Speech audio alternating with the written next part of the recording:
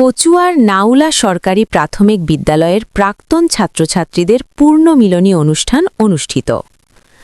চাঁদপুরের কচুয়া উপজেলার ১০ নং গোহট উত্তর ইউনিয়নের ৮২ নং নাউলা সরকারি প্রাথমিক বিদ্যালয় প্রাক্তন ছাত্রছাত্রী সংসদের আয়োজনে পূর্ণমিলনী অনুষ্ঠান অনুষ্ঠিত হয়েছে।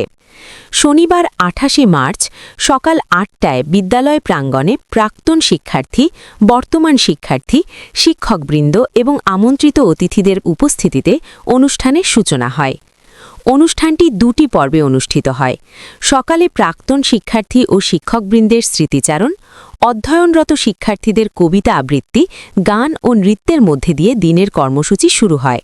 পরে দুপুর ২টায় অতিথিদের উপস্থিতিতে আলোচনা সভা ও সম্মাননা ক্রেস্ট প্রদানের মাধ্যমে এবং সর্বশেষ বিভিন্ন ধরনের খেলাধুলা ও র্যাফেল ড্রয়ের পুরস্কার বিতরণের মাধ্যমে অনুষ্ঠানের সমাপ্তি ঘোষণা করা হয়। এছাড়াও উপস্থিত সকলের মঙ্গলের জন্য দোয়া ও মোনাজাত করা হয়। সকালের অধিবেশনটি পরিচালনা করেন আবু বক্কর মেহেদি ও আব্দুল কাদের এবং বিকালের অধিবেশনটি পরিচালনা করেন আহ্বায়ক কমিটির সদস্য সচিব ও শিক্ষামন্ত্রীর ব্যক্তিগত কর্মকর্তা শরীফুল হক সাহাজি ও উপজেলা বিএনপির ছাত্র বিষয়ক সম্পাদক সাখাওয়াত হোসেন সাক্কু।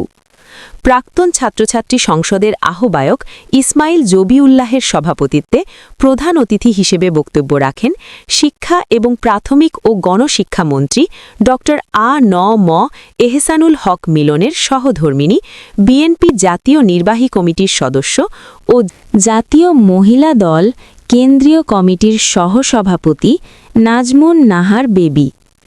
বিশেষ অতিথি হিসেবে বক্তব্য রাখেন কচুয়া উপজেলা বিএনপির সহসভাপতি আজিজুল্লাহ মাস্টার, সাবেক সভাপতি শরফুদ্দিন মিয়া, যুবদলের সাধারণ সম্পাদক হাবিবুন নবী সুমন, জাতীয়তাবাদী প্রবাসী ফোরামের সাধারণ সম্পাদক ইউনুস মোল্লা, রহিমানগর ডিগ্রি কলেজের অধ্যক্ষ মনিরুজ্জামান, নাউলা প্রাথমিক বিদ্যালয়ের প্রধান শিক্ষক গাজী মাসুদ হোসেন, সাবেক প্রধান শিক্ষক বাবুল সরকার, বিদ্যালয়ের প্রতিষ্ঠাতা আব্দুল হক সাহাজি, বিদ্যালয়ের প্রাক্তন ছাত্র ও উপজেলা বিএনপির সহ আন্তর্জাতিক সম্পাদক জাকির হোসেন সুমন, যুবদলের সহ সাধারণ সম্পাদক মামুন মিয়াজি, শ্রমিক দলের সাংগঠনিক সম্পাদক মনির হোসেন প্রমুখ।